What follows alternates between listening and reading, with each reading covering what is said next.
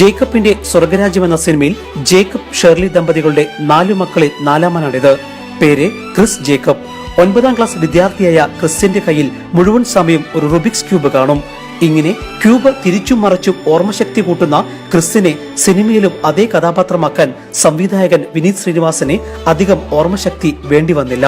9 വയസ്സ് മുതൽ മകനെ റുബിക്സ് ക്യൂബ് നൽകി തുടങ്ങിയ അമ്മ ഷേർലിക്ക് ഇപ്പോൾ ഇതൊരു പുതിയ സംരംഭത്തിനുള്ള വഴിത്തിരിവായി മാറിയിരിക്കുന്നു. ഇനി മറ്റുള്ളവർക്കും ഇത് പകർന്നു നൽകുക എന്നത് ലക്ഷ്യമിട്ടാണ് ദുബായിൽ ഈ പുതിയ പരിശീലന പരിപാടി ആരംഭിച്ചത്.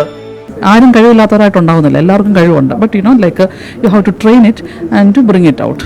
അപ്പോൾ 2020 മെമ്മറോയിഡ് ഇവിടെ നടത്താനായിട്ട് അനൗൺസ് ചെയ്തിരിക്കുന്നത്. അപ്പോൾ ആ 4 വർഷം കൊണ്ട് ഈ UAE എന്നുള്ള കുട്ടികളെ അതിനായിട്ട് ബേസിക് ട്രെയിനിങ് കൊടുത്ത് കൊണ്ടുവരിക.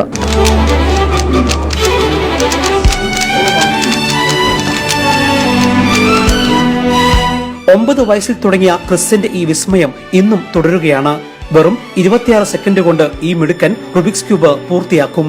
When I was 9 years old, I first went for training, and after training, I slowly started going for competitions.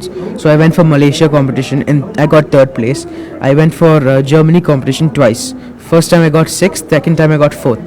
2020 വർഷത്തിൽ ദുബായിൽ വേദിയാകുന്ന മെമ്മറിയാഡ് മെന്റൽ സ്പോർട്സ് ഒളിമ്പിക്സിനുള്ള UAE ടീമിനെ പരിശീലിപ്പിക്കുന്നത് ഇനി ഷേർലി ജേക്കബും മക്കളുമാണ്. പ്രശസ്ത ഓർമ്മശക്തി പരിശീലകൻ കൂടിയായ തുർക്കി സ്വദേശി മെലിക് ദുയാറിന്റെ നേതൃത്വത്തിലാണ് ഈ പരിശീലനം. ഇതിനായി ഷേർലിയുടെ മക്കൾ യോഗ്യതാ സർട്ടിഫിക്കറ്റ് നേടിക്കഴിഞ്ഞു. ഒളിമ്പിക്സ് മാതൃകയിൽ ഓരോ 4 വർഷം കൂടുമ്പോഴാണ് മെമ്മറിയാഡ് നടക്കുക.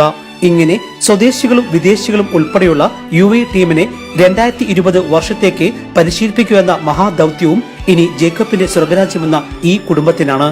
ക്യാമറമാൻ ശ്രീജിത്ത് ലാലിനൊപ്പം എൽവിസ് ചുമാർ, ജയ്ഹിന്ദ് ന്യൂസ്, ദുബായ്.